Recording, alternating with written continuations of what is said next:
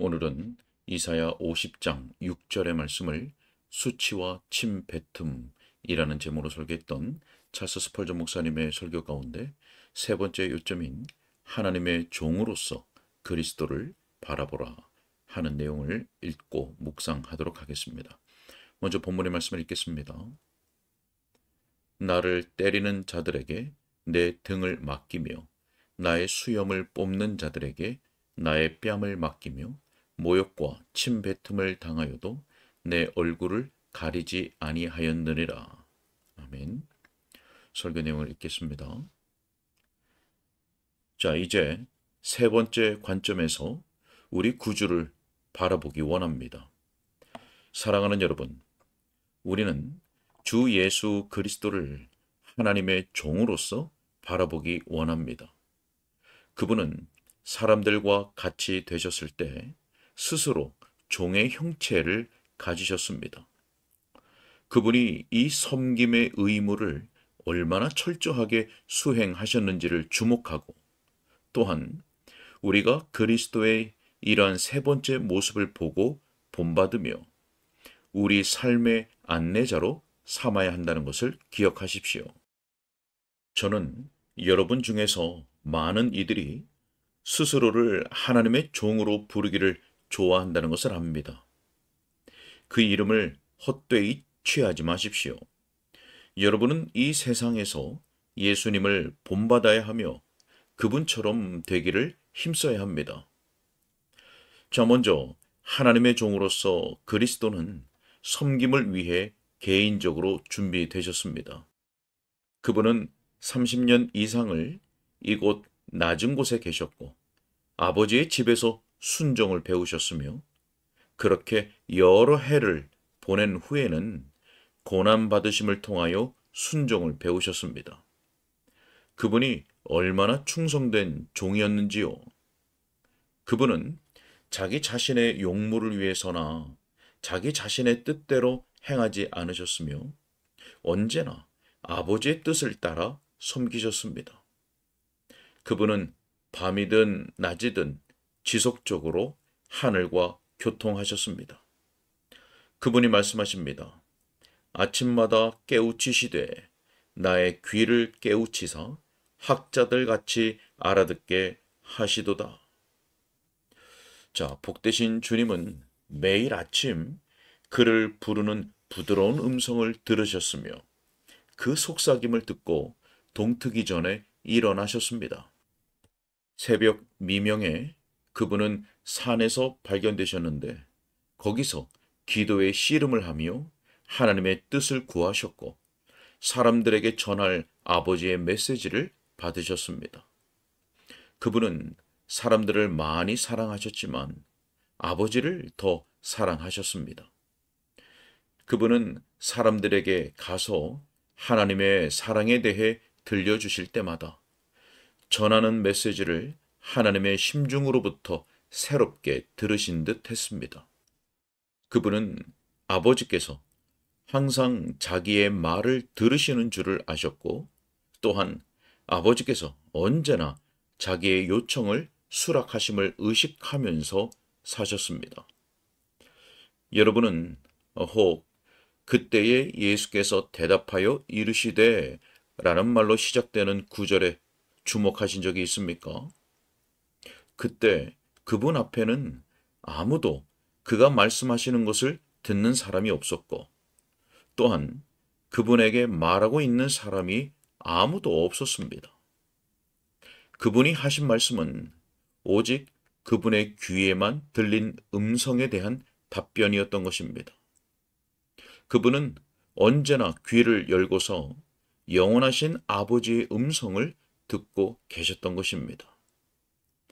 예수님은 그렇게 섬기셨으니 여러분도 그렇게 섬겨야 합니다. 여러분이 주님 가까이에 살지 않고서 그분의 뜻을 행할 수는 없습니다.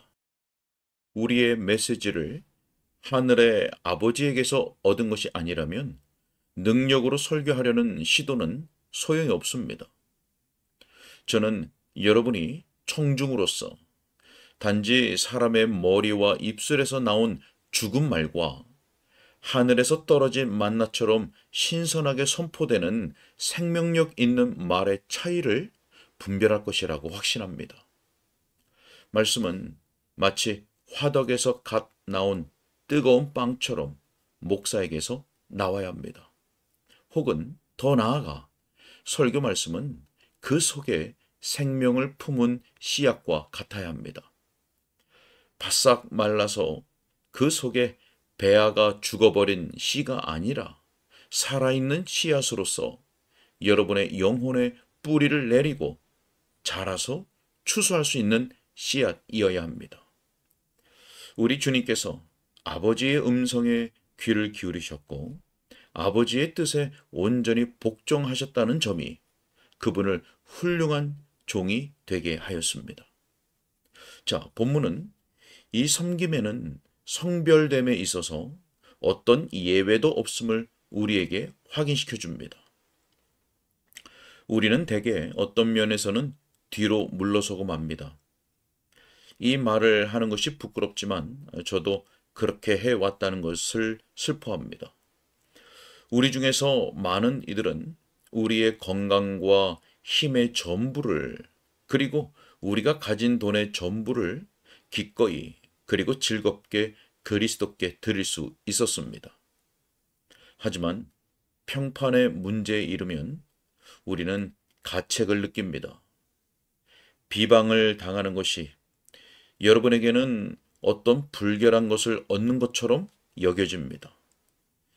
이것은 혈과 육에는 견디기 어려운 것입니다. 여러분은 이렇게 말하는 것 같습니다. 나는 바보 취급을 당할 수 없어요. 나는 순전한 협작꾼처럼 간주되는 것을 견디지 못합니다. 자, 하지만 참된 그리스도의 종은 자기 주님의 일을 수행할 때 스스로의 평판에 관심을 기울여서는 안 됩니다. 우리의 복되신 주님은 가장 낮고 추잡한 사람들에게 기꺼이 비웃음을 당하셨습니다. 비열한 자들이 그분을 조롱했습니다. 그들의 비방이 그분에게 쏟아졌습니다.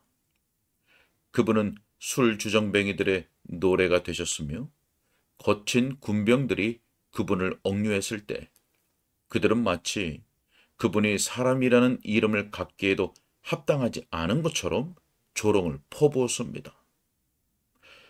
헤롯과 빌라도는 인간 찌꺼기 같은 자들이건만 그분은 그들에게 자기를 재판하도록 허용하셨습니다. 그들의 하속들은 악한 종자들이었지만 그분은 자기 몸을 그들에게 맡기셨습니다. 만약 그분이 분노의 숨을 내쉬었더라면 그분은 삼키는 불을 그들에게 내뿜어 그들을 초계처럼 태우실 수 있었습니다. 하지만 그분은 전능자의 인내심으로 분노를 억제하시고 털 깎는 자의 앞에 양처럼 가만히 계셨습니다. 그분은 자기 피조물들이 그분의 수염을 뽑고 그 얼굴에 침 뱉는 것을 허용하셨습니다. 하나님의 종으로서 여러분의 인내심도 그러해야 합니다. 우리는 기꺼이 아무것도 아닌 자처럼 되고 심지어 만물의 찢기처럼 되는 것도 감수해야 합니다. 그리스도인이 고난받는 것을 거절하고 다투는 사람이 되어서 우리는 우리의 권리를 위해 일어나야 합니다. 라고 소리치는 것은 안타까운 일입니다. 예수님이 그런 태도를 보이신 적이 있었습니까? 우리에게는 나는 그 문제를 따져볼 테야 라고 말하는 경향이 있습니다. 예, 하지만 여러분은 그런 태도를 보이는 예수님을 상상할 수 없습니다. 저는 그분을 그런 식으로 묘사하는 화가를 반대합니다. 그렇게 묘사된 그림은 다른 누군가이지 결코 그리스도일 수 없습니다. 그분은 이렇게 말씀하셨습니다. 나를 때리는 자들에게 내 등을 맡기며 나의 수염을 뽑는 자들에게 나의 뺨을 맡기며 모욕과 침뱉음을 당하여도 내 얼굴을 가리지 아니하였느니라. 자, 마음 깊은 곳에서 아버지의 뜻에 대한 순종의 기쁨이 명백히 나타나기에 여기에는 단지 형식상의 온전한 헌신 이상의 무언가가 있습니다. 제가 보기에 이 말씀은 민첩함을 표현하는 것 같습니다.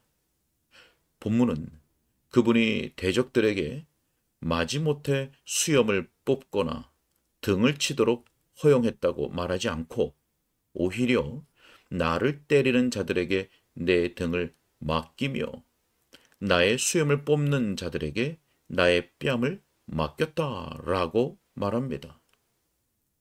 그분은 그것을 기뻐하실 수 없었습니다.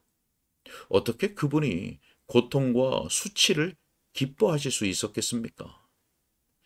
이런 일들은 우리의 본성보다 그분의 본성에 한층 더 거스르는 일들입니다. 그럼에도 그분은 그 앞에 있는 기쁨을 위하여 십자가를 참으사 부끄러움을 개의치 아니하셨습니다. 그분은 이토록 불쾌한 취급을 참을 준비가 되셨기에 이렇게 말씀하셨습니다. 나는 받을 세례가 있으니 그것이 이루어지기까지 나의 답답함이 어떠하겠느냐.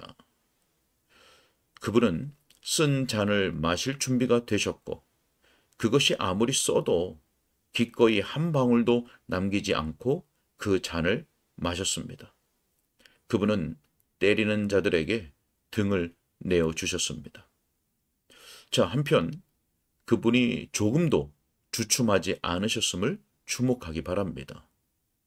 그들이 그분 얼굴에 침을 뱉었지만 7절에서 그분이 무엇라고 하십니까?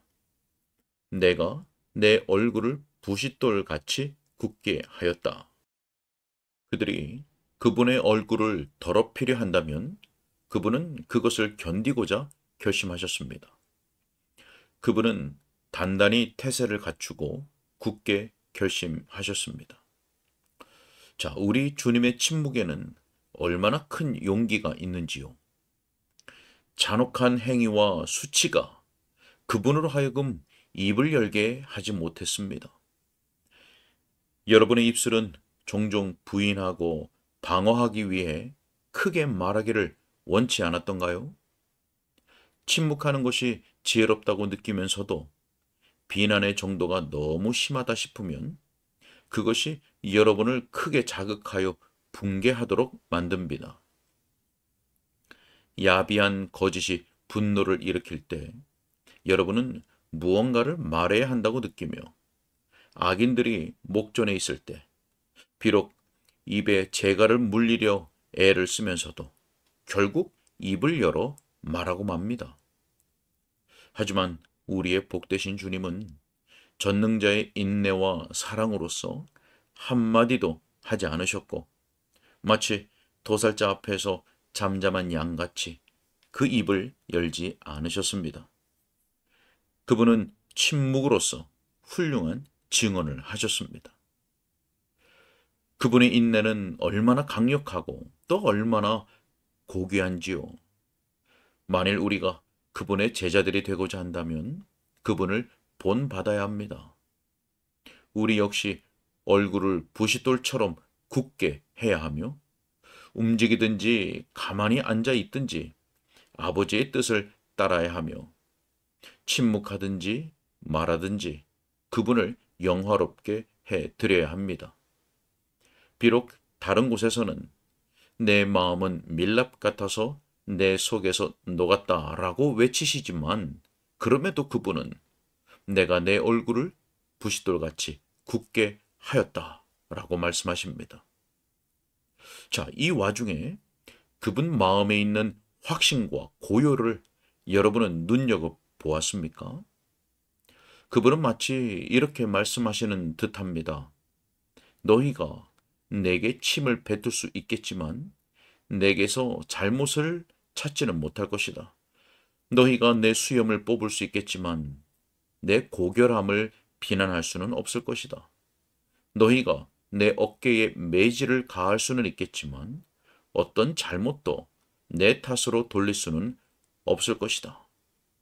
너희의 어리석은 증인들이 감히 내 얼굴을 쳐다보지 못한다. 나의 대적이 누구냐? 내게 가까이 나올지어다.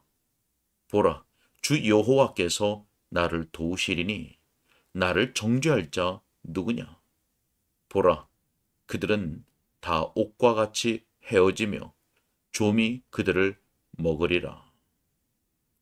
자, 그러므로 하나님의 참된 종이여, 잠잠하십시오.